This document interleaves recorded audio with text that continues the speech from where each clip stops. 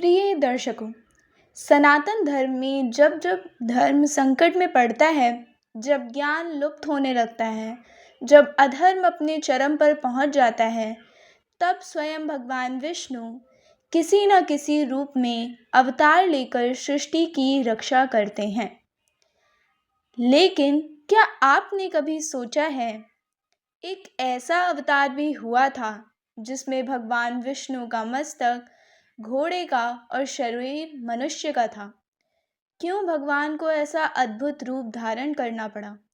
क्या यह केवल दानव वध के लिए था या इसके पीछे छिपा था वेदों की रक्षा का रहस्य? आज हम जानेंगे भगवान विष्णु के दिव्य हयग्रीव अवतार की अद्भुत रहस्यमयी और आध्यात्मिक कथा। प्राचीन काल में कश्यप ऋषि के वंश में एक असुर उत्पन्न हुआ। हयग्रीव वह अत्यंत बुद्धिमान था, परंतु उसके भीतर शक्ति पाने की तीव्र लालसा थी।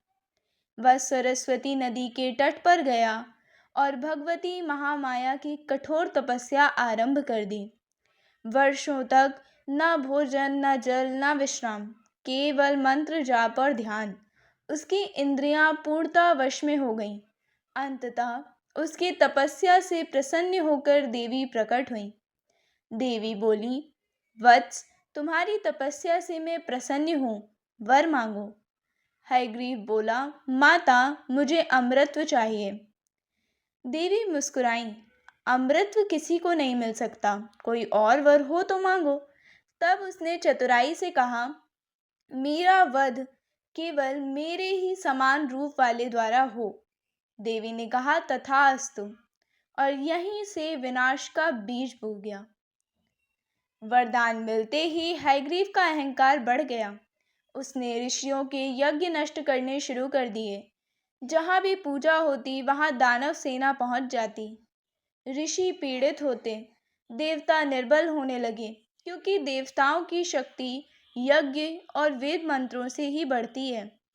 हयग्रीव समझ गया, जब तक वेद रहेंगे देवताओं की शक्ति बनी रहेगी, और उसने एक भयानक योजना बनाई।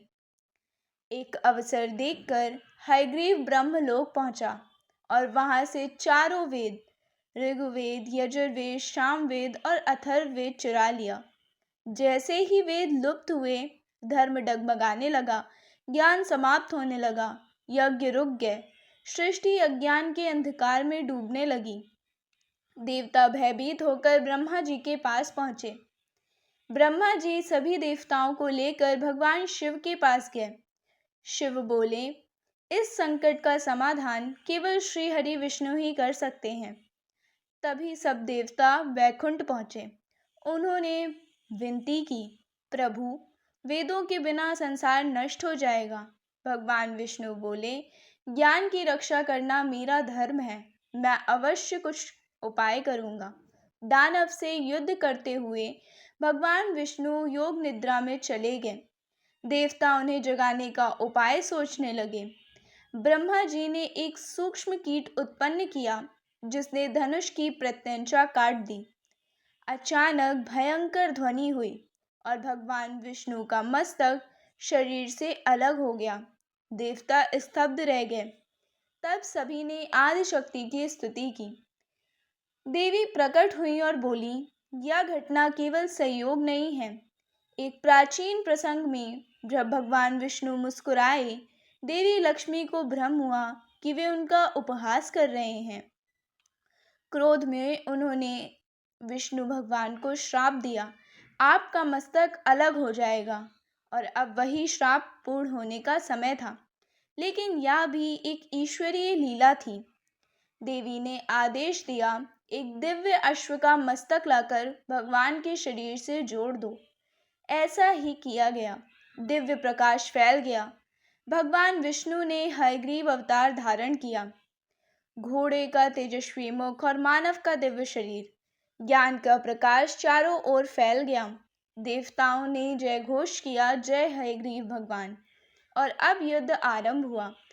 दानव हयग्रीव चकित था, क्योंकि उसका वध केवल उसके समान रूप वाला ही कर सकता था। और अब सामने वही स्वरूप था। भीषण युद्ध के बाद भगवान ने दानव का अंत किया और चारों वेद पुनः प्राप्त किए। वेद ब्रह्मा जी को सौंप दिए गए और ज्ञान फिर से पृथ्वी पर फैल गया और संसार में धर्म की पुनः स्थापना हुई।